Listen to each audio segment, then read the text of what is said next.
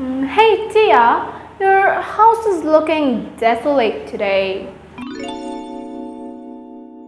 What happened? It used to be very messy. Where are all the things? What happened?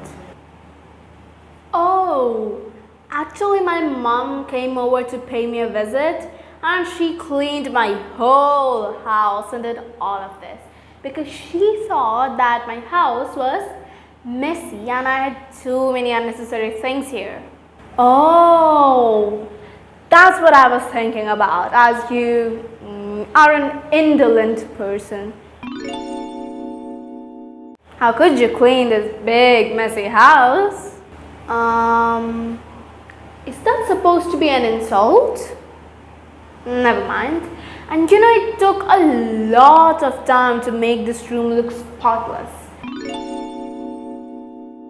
And it was mind-numbing to do the same task for hours. Hello friends. Today we learned a few new vocabulary that you can use to replace the word very. So we learned a total of 4 of them. So the first one was desolate. It can be used instead of very empty. Empty in a way that seems very dull or boring, you can say. In Hindi we say it nirjan or khali khali. The next vocabulary was indolent. It can be used instead of very lazy. It means not wanting to work at all. In Hindi we say nishkriya. As an example, we can say an indolent reply or an indolent human being like me. Yeah. The next vocabulary was spotless.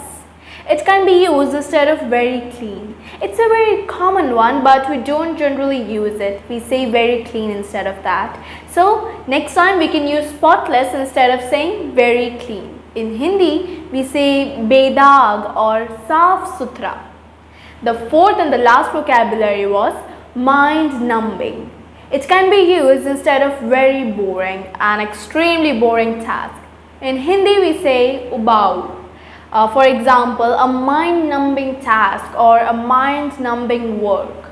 So today we learned 4 new vocabulary and I hope that in your future conversations you can use these new vocabularies instead of repeating the word very.